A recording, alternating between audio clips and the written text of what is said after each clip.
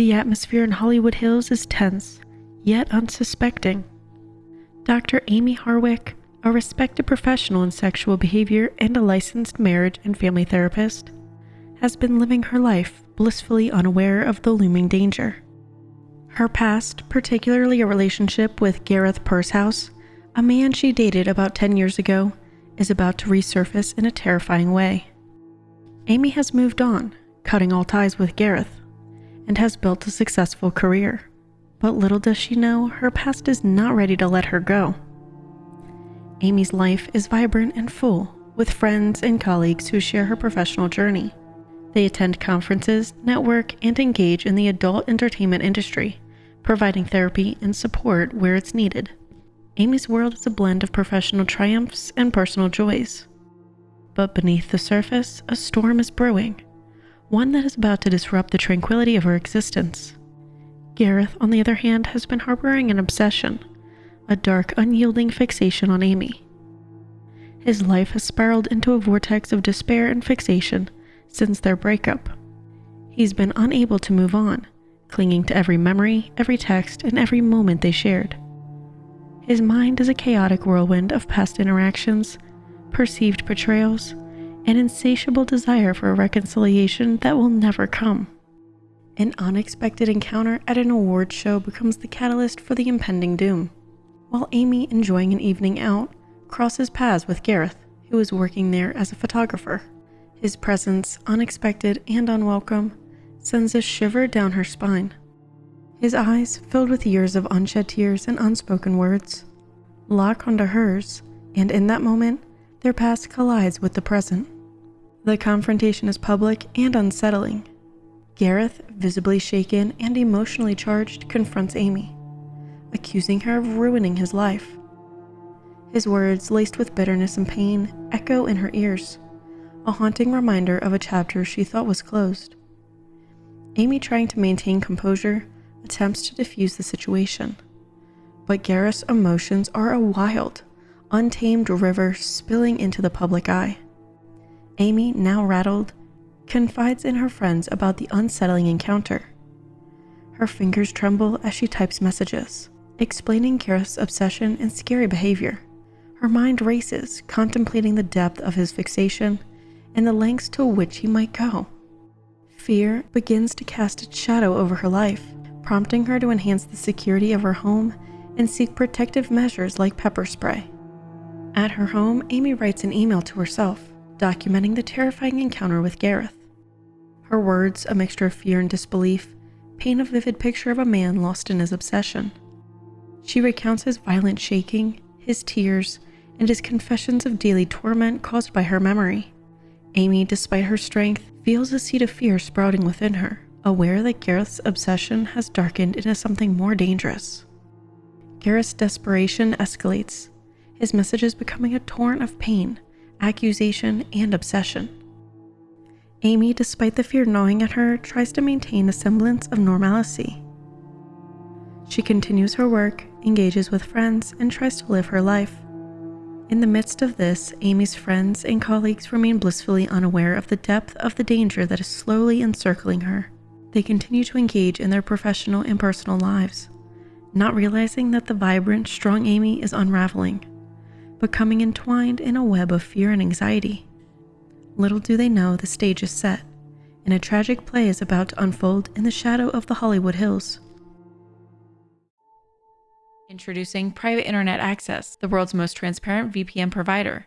With over 30 million downloads, they've become the go-to solution for streaming enthusiasts and anyone looking to protect their privacy. Here's some incredible news.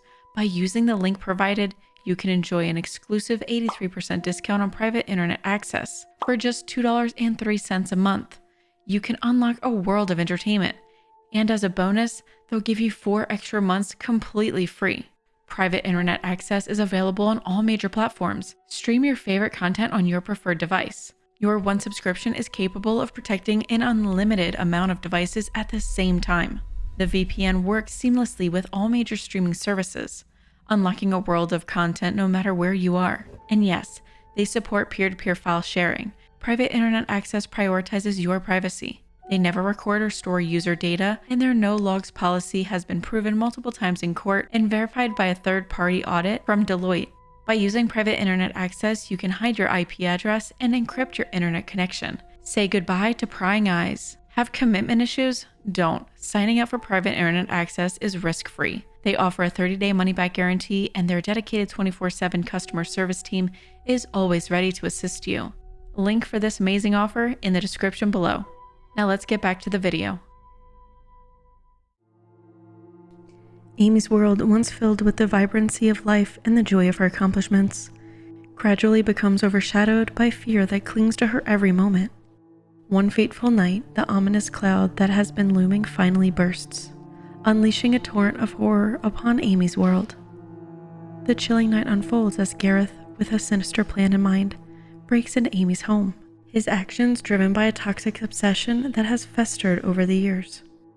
The shattered glass of the French doors signals his illicit entry, a foreboding sign of the horror that is about to transpire within the confines of this residence. His presence, unseen and undetected, casts a shadow over the home as he lurks awaiting Amy's return. Amy, oblivious to the peril that awaits her, returns home, her mind perhaps still echoing with the laughter and conversations from her evening out. Her actions are routine, familiar, and unsuspecting as she navigates through her living space, unaware that each step draws her closer to a violent confrontation.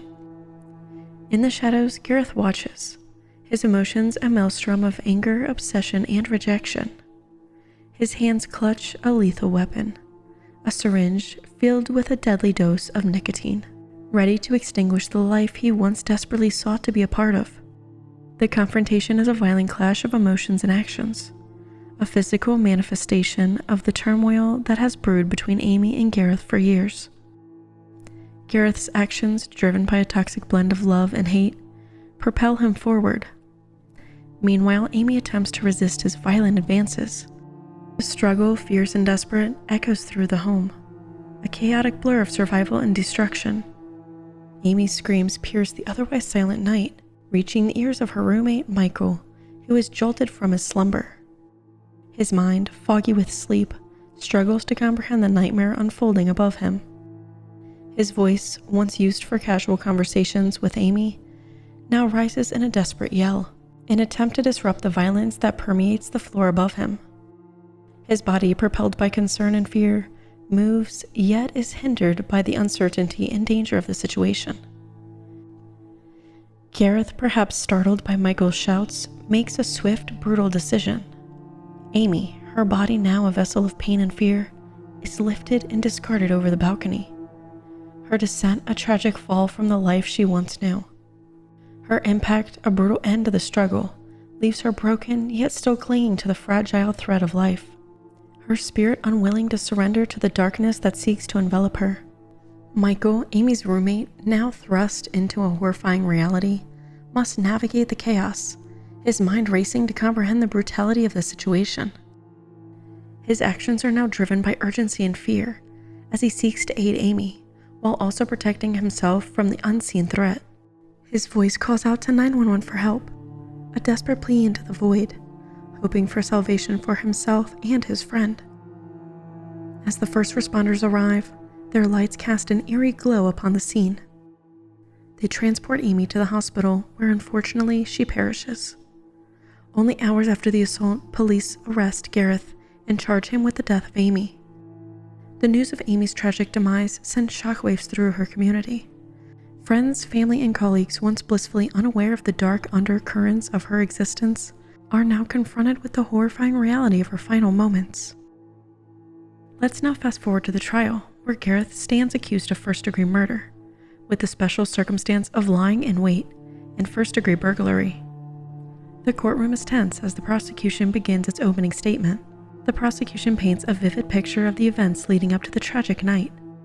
They describe how Amy had rejected Gareth's advances, leading him to break into her home with a syringe filled with a lethal dose of nicotine. The jury listens intently as the prosecutor recounts how Gareth waited for hours in Amy's home, eventually attacking her when she returned.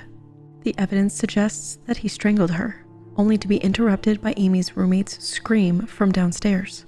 In a panic, Gareth allegedly lifted Amy and threw her over the balcony, causing her to sustain severe injuries.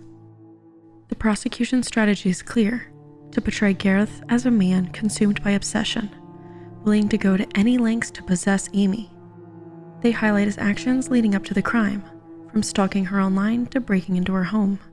The evidence presented paints a chilling picture of a man who felt rejected and responded with deadly force. The defense's strategy unfolds, revealing a narrative that seeks to elicit sympathy and understanding for Gareth.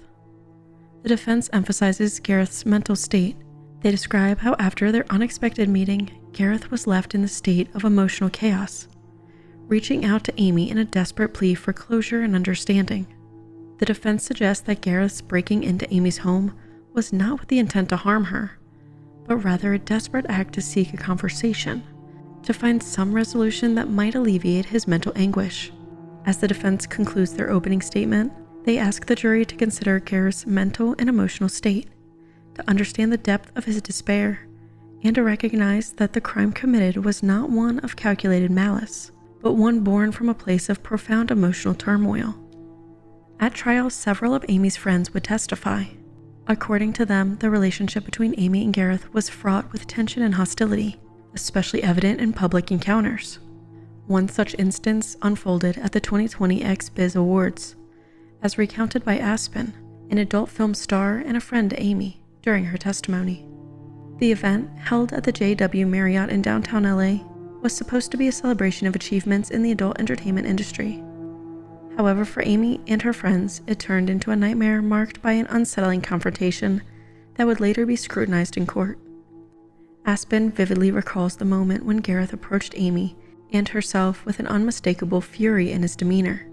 He goes on to say that she ruined his life, using vulgar language. This was not only a stark disruption to the evening, but also a chilling prelude to the tragic events that would unfold in the future. Aspen, while on the stand, described Gareth as being visibly angry, his voice loud and accusatory, creating a scene that drew the attention of those nearby. Despite the aggressive confrontation, Amy, according to Aspen, attempted to de-escalate the situation, maintaining a calm demeanor and trying to walk away from the escalating tension. Her efforts to diffuse the anger and avoid a further scene were evident, showcasing her desire to maintain peace despite the apparent animosity directed towards her.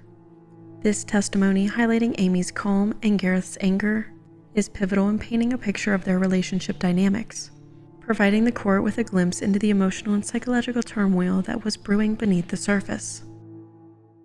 As part of your work, did you attend the X-Biz award show on January 16th of 2020? I did. Is that something that you would normally intend as being a person in your industry? Yes. Who did you attend the award show with in 2020? At the time, or that night, I went with my friend, and we basically got a room to get our hair and makeup done, and it was just me and her. Do you know about what time you ended up going to the actual award show after getting your hair and makeup done with your friend? Around like 6:30 p.m. And where was the X-Biz Awards? It was at the JW Marriott in downtown LA. Now, when you got to the award show, did you walk the red carpet? I did. And did you do that pretty quickly after you arrived at the X-Biz Awards? Yes. I'm going to show you what's been previously marked as People's 10A. Do you see that in the screen in front of you? Mm-hmm. Is that familiar to you? Yes. Is that the red carpet as it appeared back on January of 2020 when you walked that particular carpet for the show? Yes. So I finished red carpet. I had an early call time because they normally have the bigger stars go first to get it over with, to make sure that they have all the press that they need. You're one of the bigger stars? Yes. Okay. You said earlier in a question that I posed to you that he wasn't alone when you ran into him. Do you know who he was with? He was with Amy. Okay. Now I'm going to show you what's been previously marked as People's 10D. Do you recognize who's depicted in this photograph? Yes. And who is that? Amy. Is that the first time you met Amy? Yes.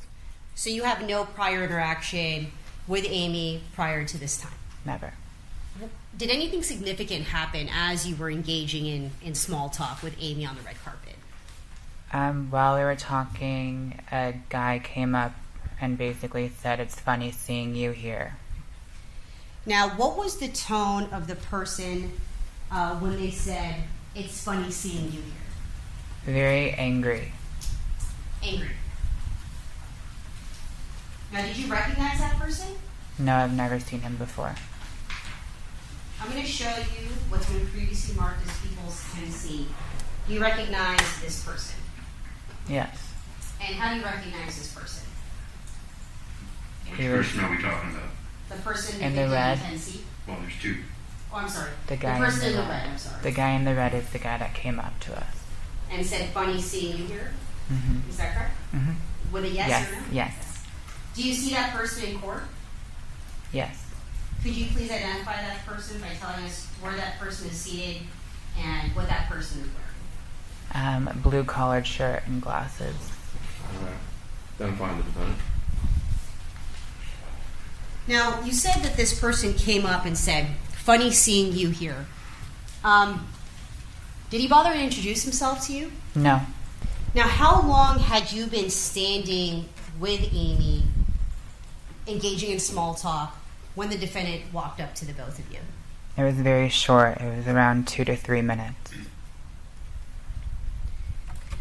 When you saw the defendant approach you and Amy and heard the statement, "Funny seeing you here," did you get the impression that he knew her?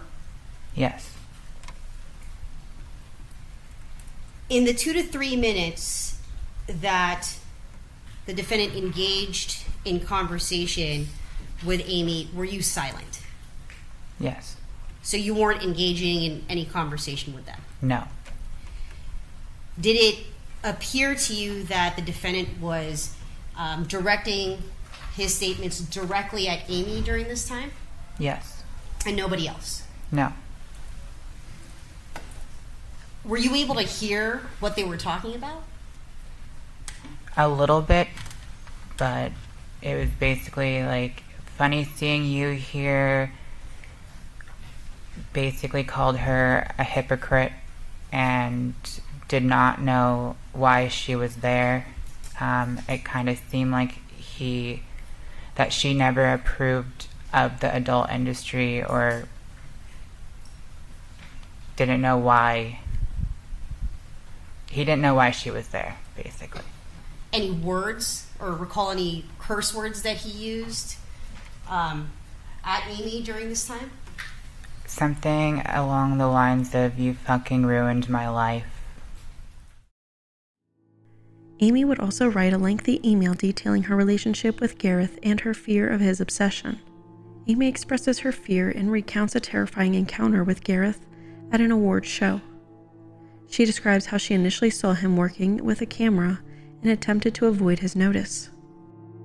However, Gareth approaches her, exhibiting highly erratic and emotional behavior, screaming at her, questioning her presence, and accusing her of not liking the person she was with. His demeanor shifts between aggressive questioning and emotional vulnerability, sobbing, hyperventilating, and shaking violently. Amy, attempting to neutralize the situation, engages with him, and they move to a slightly more private location near the bathrooms. Gareth confesses his daily obsession with her, his emotional breakdowns, and his inability to move on, even reciting verbatim old text messages from Amy from 9 years ago. He accuses her of being a cheater and a liar, revealing his belief that they were still together even when Amy thought they were broken up. Being unable to engage with anything that reminds him of her without experiencing panic attacks.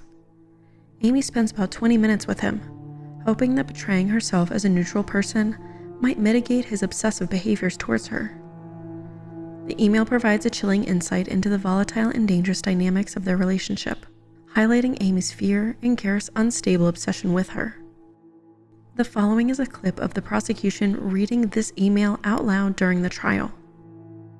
Tonight, I feel and this is dated January 17, 2020 at 3:09 a.m. Yes. Tonight, I felt very scared. I went to the award show with Fernando. When we arrived, we waited in a very long line to do the red carpet. We were waiting. I saw Gareth walk by with a camera. Clearly, he was working. I decided to ignore him and just not looking that direction. I thought maybe he would not notice me. Fernando went to the bar to get a drink, and I was waiting with his friend in line. Gareth came up behind me and started screaming, "Why are you here? Why are you here?" He looked dysregulated, and his eyes looked out of control. He started screaming, "You don't even like that. You shouldn't be here. Why are you here?"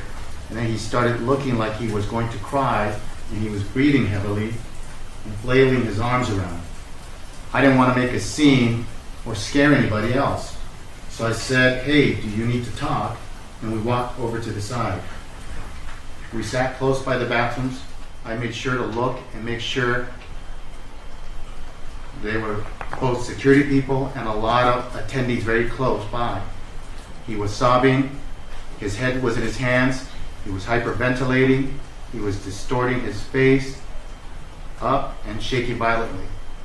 I was scared and felt like I needed to neutralize the situation.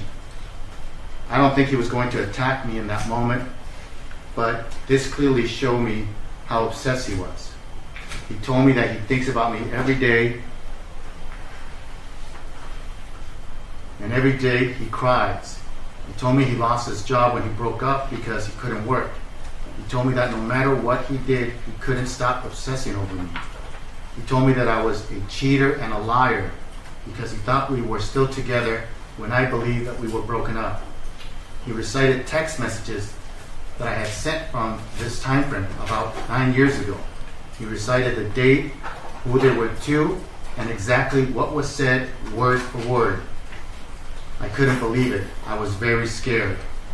He said he wasn't able to move on, but he's dated, but nobody with me.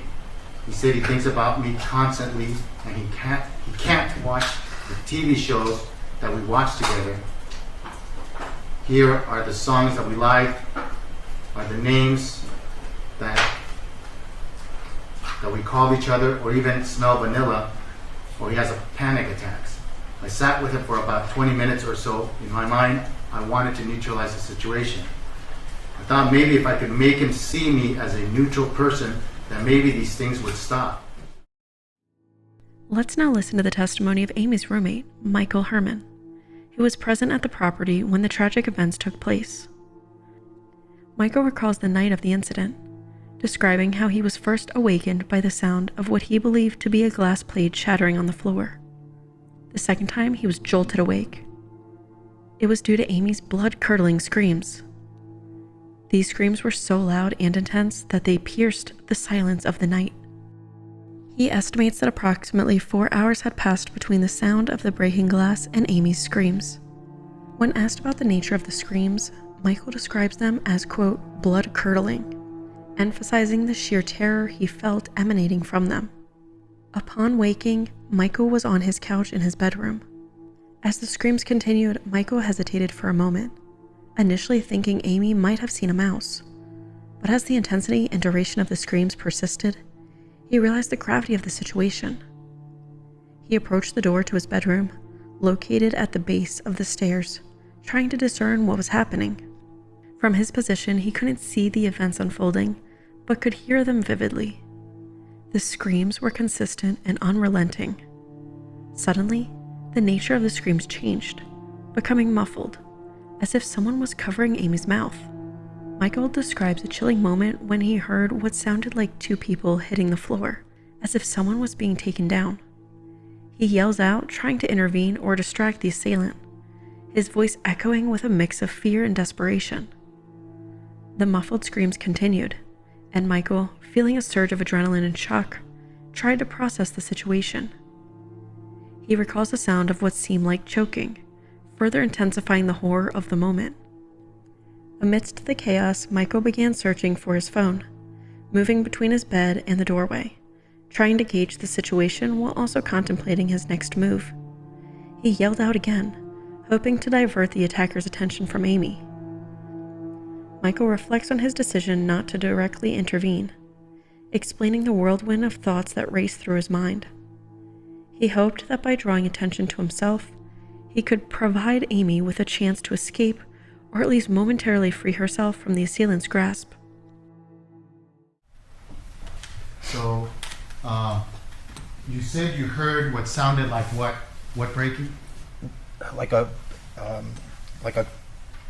dish or glass dish like falling to the floor.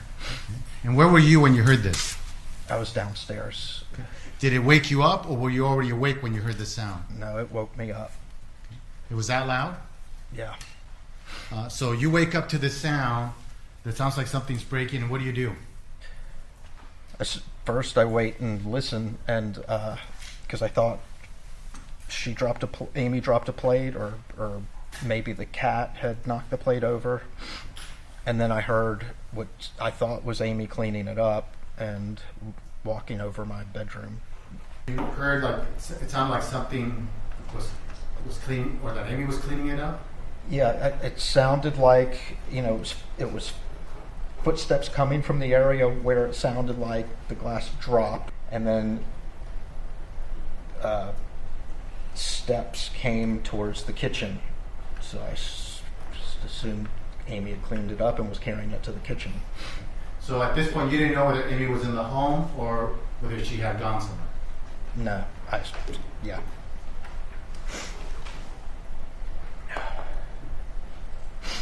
And what happened after that?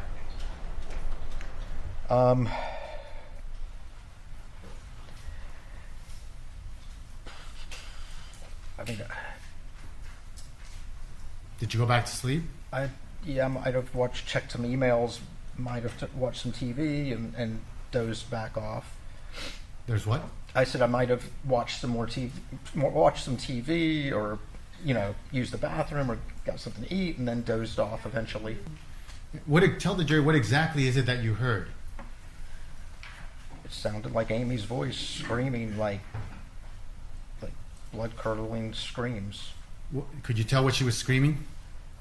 It was just loud. It screams. I thought she saw a mouse, literally. Like, as crazy as that sounds, that's like the only time I've heard a girl scream like that.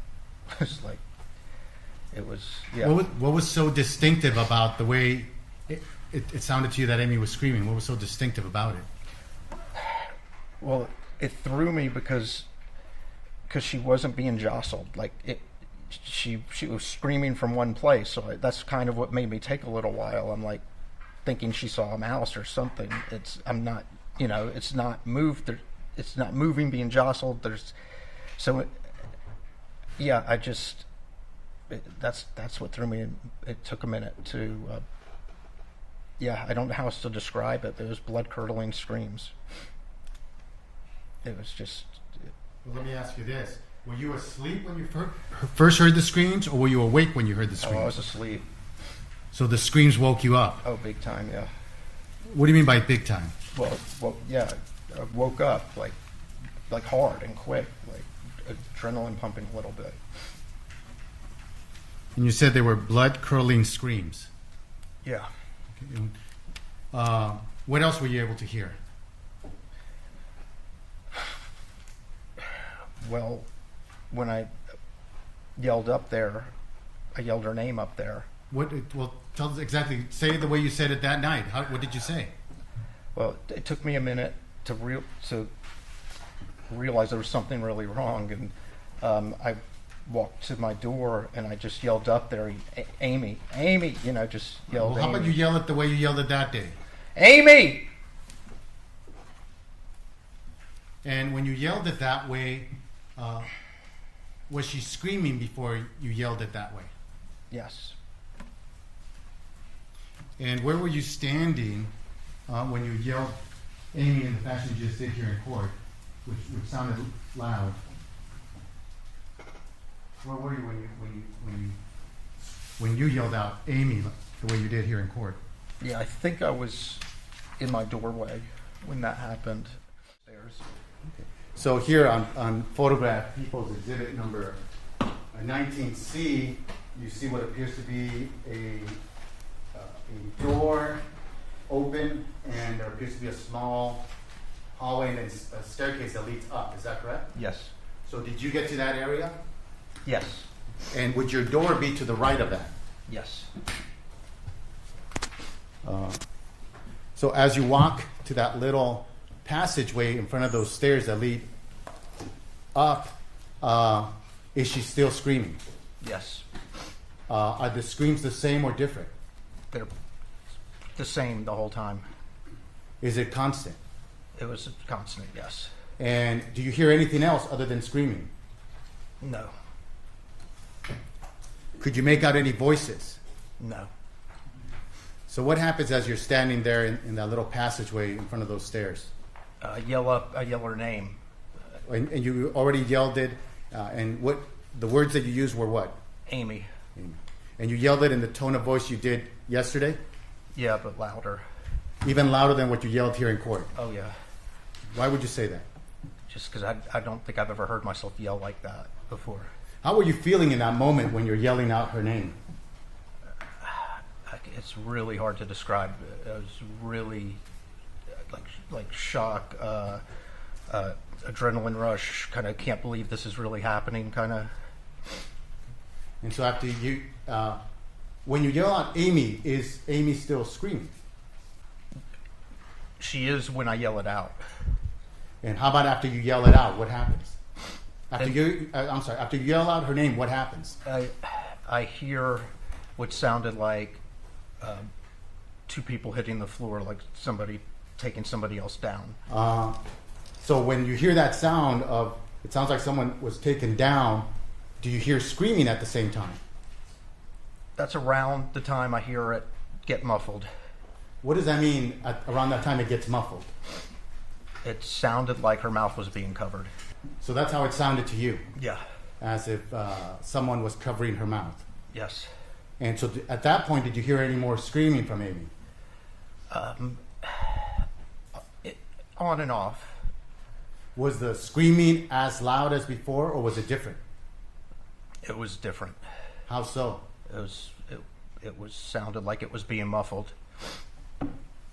And so for how long did that go on where she sounds like she's being muffled to you? It's hard for me to remember exact times because, yeah. What would be your best estimate? Just, was it seconds? Was it a minute? If you even know. Well, she got choked, or I heard choking also.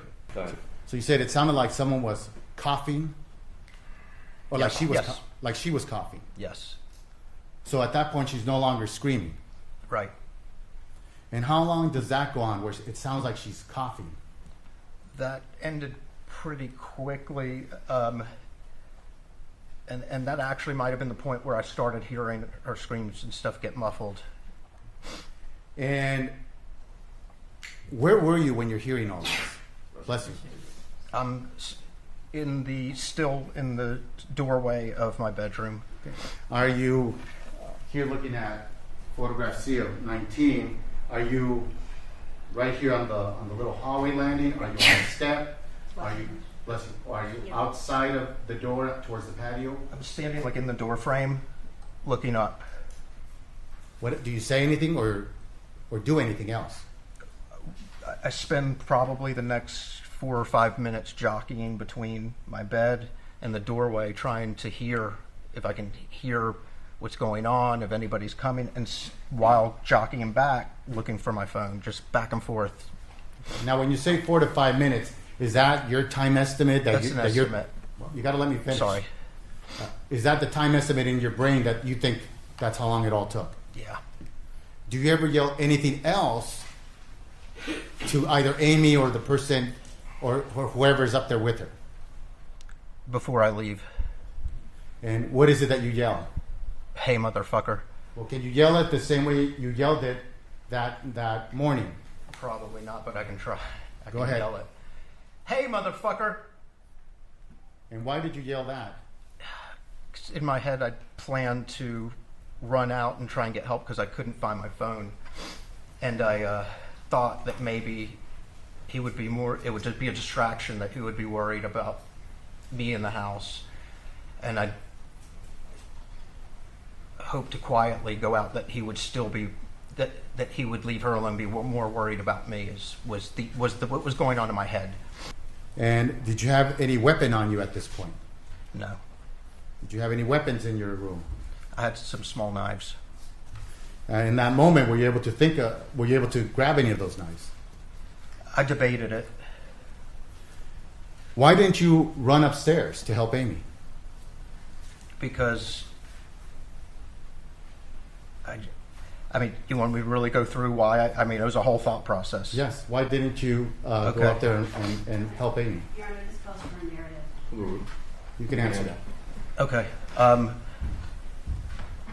I really thought that somebody needed to know. My plan was to have the cops on the phone and walk up there with the phone on speaker. And I was worried. I'd had sciatica recently, and I just knew I wasn't in fighting shape. What is sciatica? It's where you have a pinched nerve and can't stand up. I mean, I got pulled out of a hotel room on a stretcher. So, why else didn't you go and run up there to help her? I really was worried that if both of us were going to end up dead, and that nobody would know. Why did you think you would end up dead? I just didn't know what I was facing. I couldn't imagine anyone going through that without having a gun. I couldn't picture it. So that was in your head. Yes. And did you have any gun on you? No. And after you yelled that statement what was the language exactly that you used? Hey, motherfucker. Hey, motherfucker. What happened? Did anything happen when you said that? Upstairs, I'm talking. Could you hear whether anything happened upstairs when you said that? I couldn't hear anything. Could you hear her screaming when you said that? That's an answer. Overruled. Not at the point where he said that. So that's a different question. Intermittently. Huh? Intermittently. So, But it was, yeah, not as much then. It got really quiet, which was really, like, creepy. Like, also. you keep putting your hand on your face. Is there a reason for that? No. Are you nervous? It just itches and nervous, yeah.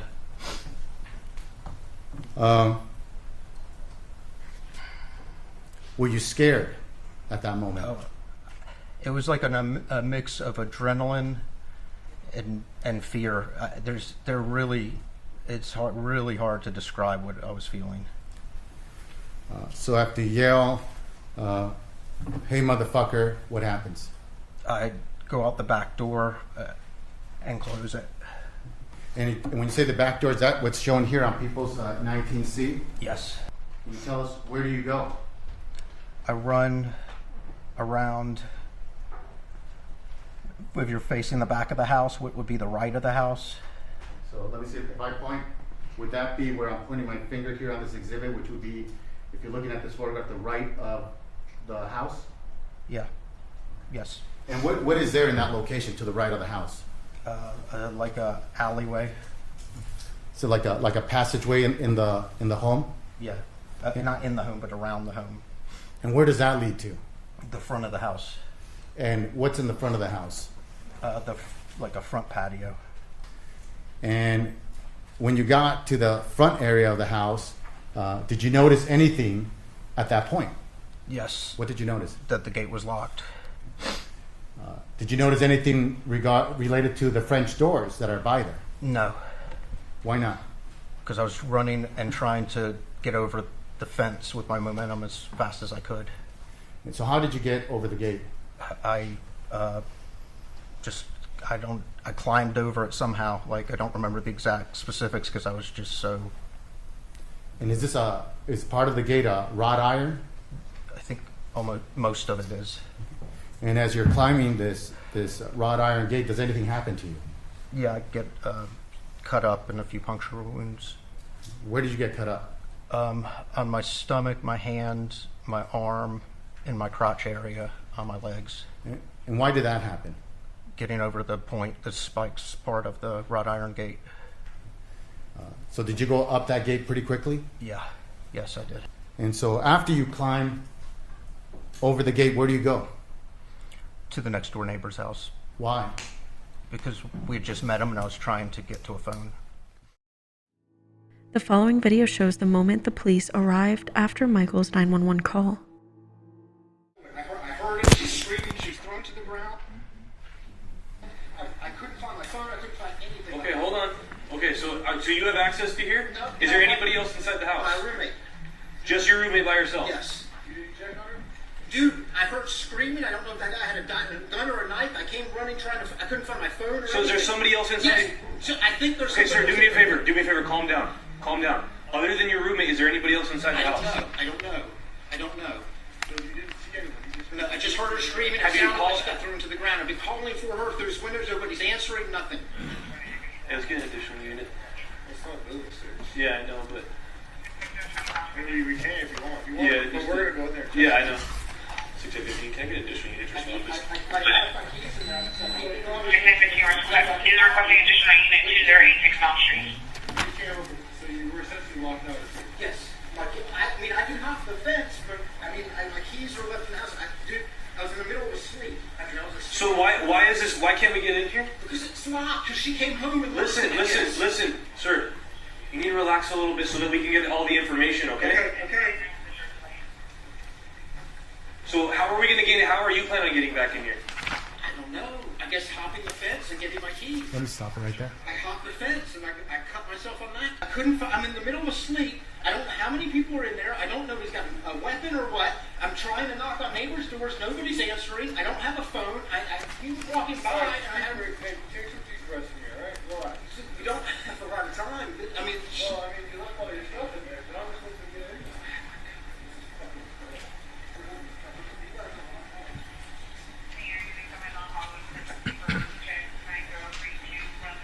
Well, sir, so how are we supposed to gain entry into this place?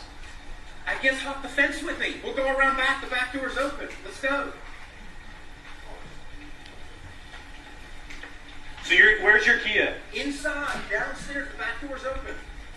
So you came out and came up this way? Yes. Hey, partner, we're gonna have to jump it. We're trying to find a better place that we can jump it. Thanks.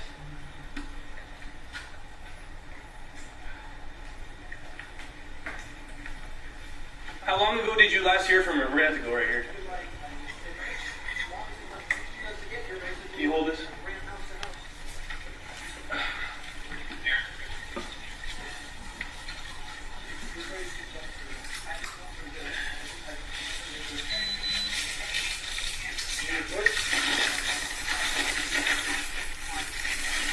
Dude, this is...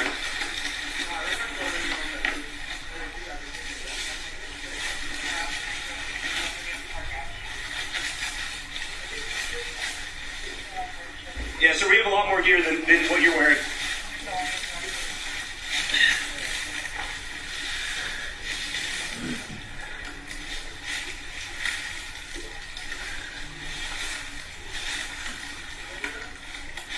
Well, that'd be great if we can get...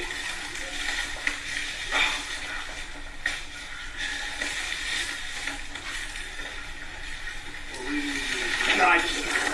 footing.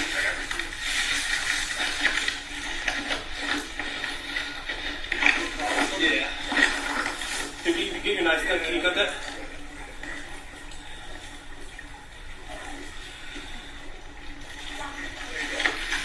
No, I'm good now. I just can't see where my footing is going.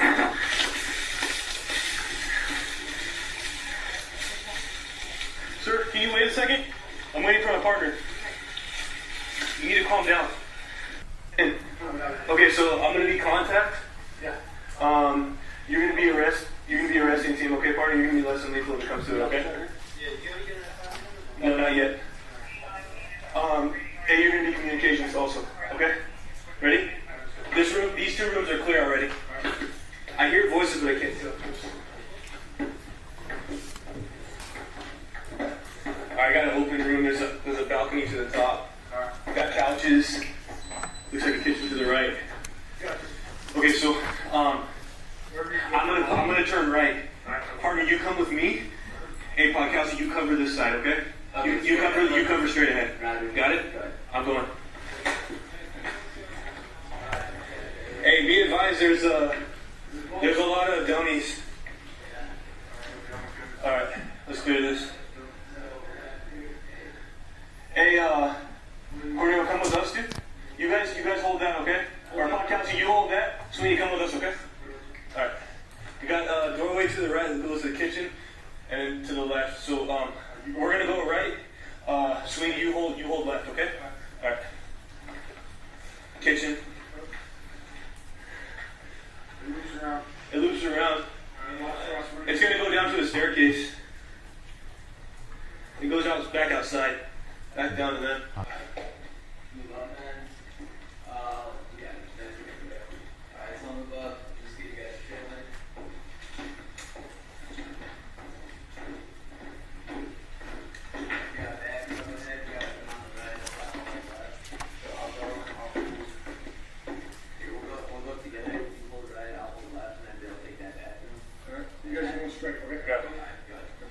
Come on, you Sweeney.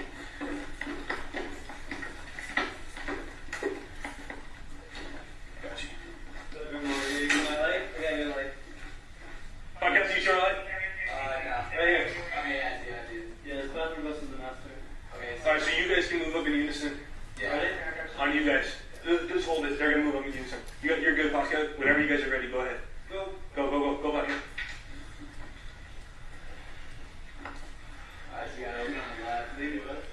Yeah, that's what it seems like. You hold that. We'll get this. I got you. And then, looking clear with.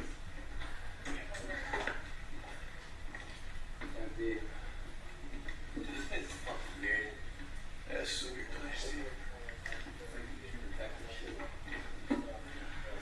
It's clear here. You see it?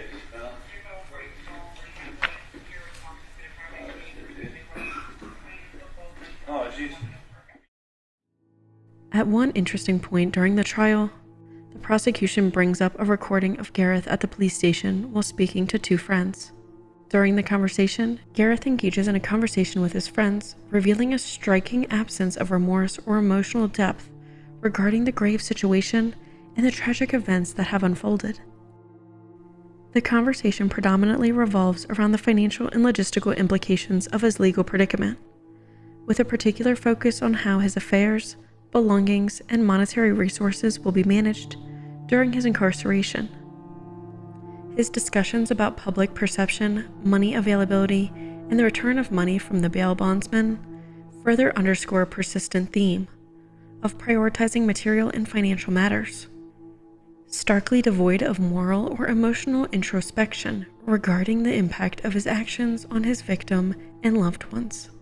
This demeanor, reflected in his casual, non-linear, and practically oriented conversation, provides a chilling glimpse into Gareth's mindset and priorities amidst the unfolding legal drama, revealing a concerning absence of remorse or emotional grappling with the tragic events and relationships shattered in his wake, all while behind bars. This is the video that was recorded. Hello? Hey, oh shit, hey guys. Hey! I'm on the wrong side, guys. Shit, I can see you guys. Yeah, we can't see you. I can see you. You can see Yeah. I see you in your head, sort of. Shit. Hey guys, how's it going? What's up? How's it going with you, man? How are you? Shitty. Hey, can you help my brother pack up my house, please? Yeah, that's one of the things we were going to try to talk to you about and see what we can do to help on the outside. Yeah, please do that. And I mean, that's essentially it. And my brother's gonna need a lot of help to get my stuff out. I got out on bail for a minute, but then I got brought back right back in. So they took every penny I had in savings. So now I have 0 cents and actually put my brother in debt a little bit. So that's really fucked up. And I need Dave to give him the money he owes me. I think Badly. busy. So I hit up an ex to grab him. So I hit up an ex, or I had my lawyer write down the message for an ex to go to my house and pick up all of our old sex toys. So if you go there before, just grab everything for her. Maybe. So because I didn't want my brother to be doing all that. You know, it's a little odd. So you say you're not getting out? he's trying to say? Yes. That's really my main concern. Money and helping my brother. Because my place has a lot of shit to move. And hopefully it's a lot of work to move my stuff. So if he gets the money back, he could hire helpers, but either way, he's still going to need help no matter what. All the sex. Thank you. Is he, are you trying to sell your shit? What are you trying to do? Move it down there, get U-Haul down there? What? Well, yeah, a combo. So, one thing is, obviously, my name is a big thing right now. So, if you could sell stuff as mine to, like, weird collectors, you should be able to get more money for it. You know that's a real thing? Yeah.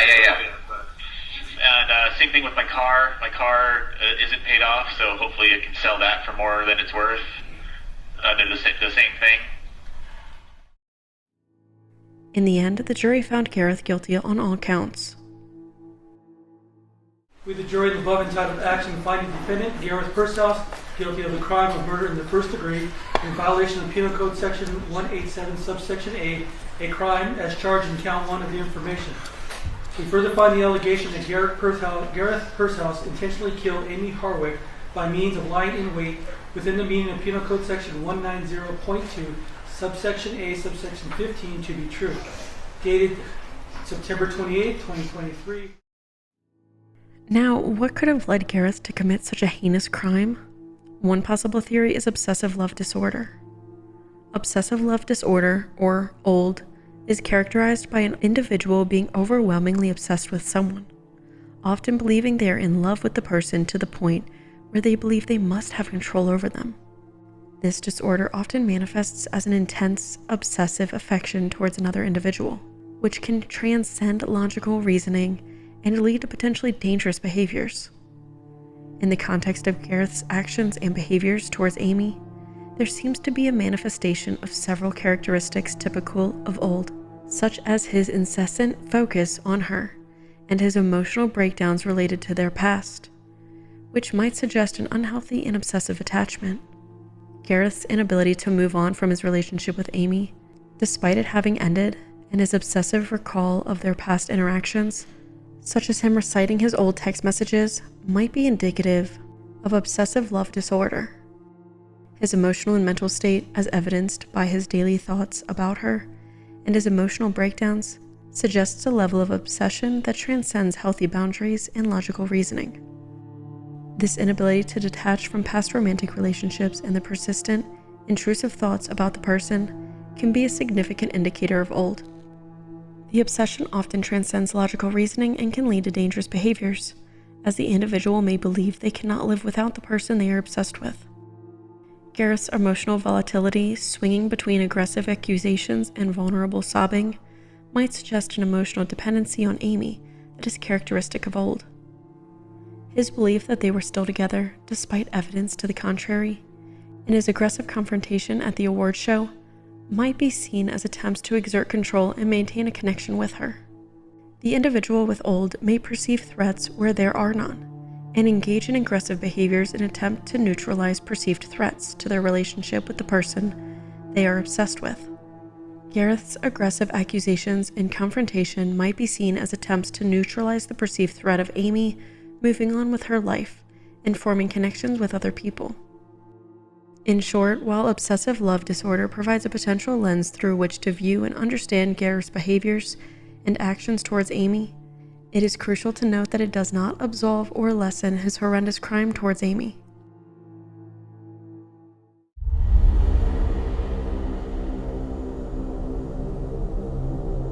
Why would Gareth hurt Amy if he was still in love with her? Did he intend to harm her, or was it a result of heat of passion? We want to give a big thank you to everyone over on Patreon.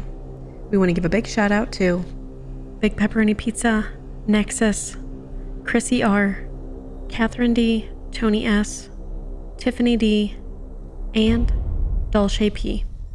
If you want to watch ad-free and uncensored versions of all Wicked videos, feel free to join our Patreon, link in the description. Thank you for watching, and join us next time as we explore the psychological maze of some of the most wicked people.